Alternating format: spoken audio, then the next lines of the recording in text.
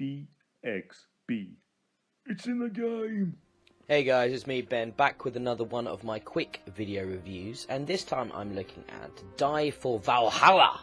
You have to say it like that because there's a big exclamation mark, and Valhalla is obviously the afterlife in the Norse mythology. And Die for Valhalla is brought to us by a little studio from Poland called Monster Couch, which have a very specific ethos. Monster Couch want to make couch co-op experiences, which is a bit of a shame considering I haven't had a chance to play Die for Valhalla in couch co-op. However, from what I have played, I think it's fair to say that the experience would be even more fun with a group of friends sat around the couch compared to the fun I already had playing it in single player. Now, Die for Valhalla is a side-scrolling beat-em-up. We've seen them before, we've played them before, but it does have a slight twist. You play as a Valkyrie. Up to 4 players can play at the same time on the same screen. And as a Valkyrie, you inhabit and possess the bodies, as it were, or the sort of the souls or the archetypes of dead Vikings, which is really cool. And you can also possess the inanimate objects in the location as well. However, to be honest, I didn't do that much. Maybe that's like a high-end strat or something, you know, possessing barrels to make them explode. But I found just hitting them worked perfectly fine to make them explode. But I did possess a great deal of different Vikings throughout this game.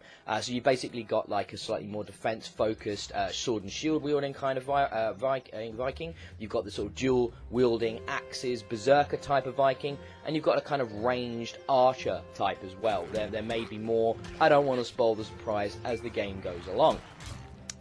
And you know, you're going through these levels, and this dying element, this possession mechanic, becomes a really sort of integral part of the gameplay. That you're dying and getting reborn again and again. You lose sort of like contextual upgrades you would have got as you've gone through that particular level when you die and switch. But it's also something that's important because you have lots of different enemy types. So especially in single player, you're really balancing the best classes for the best situations to deal with the enemies as they come at you. So you might be sort of a defensive build with your sword and shield, but you might want to drop that to go more aggressive with a double-axed berserker, and so on and so forth. Or maybe kite the enemies and control the enemies with the archer, who can also lay down the bear traps to therefore control the large groups of enemies that will be swarming you throughout this game.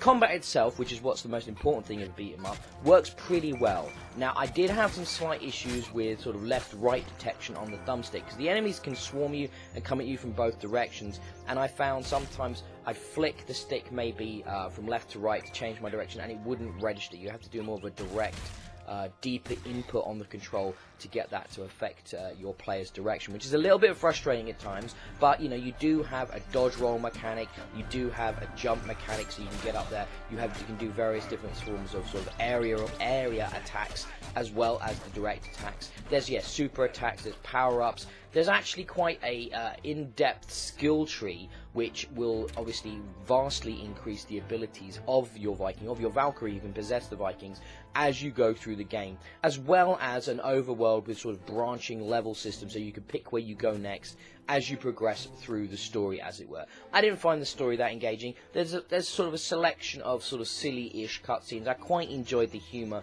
but really I was just playing the game for the action, for the combat. Now, that's not a bad thing. I just think, you know, maybe if you are going to have a single-player option in this game, maybe think about that story a little bit deeper. Like I said, I didn't get a chance to play this in couch co-op, and there's also an adversarial deathmatch mode as well, which is a real shame that I didn't get to experience that. But I'm, you know, restrained by the fact that I am by myself right now reviewing this in my office. So who I was going to get involved, what friends I could have asked over to play with me. No, to be honest, I could have done that, but I didn't, and I still had a great time on my own. Like I said, it's probably going to be a lot more fun in a large group of people.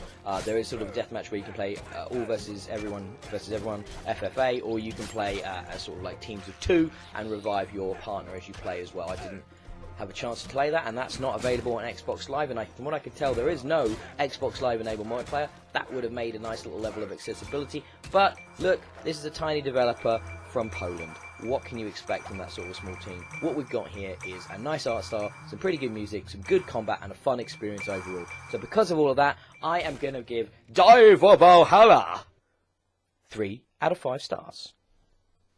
BXB. It's in the game!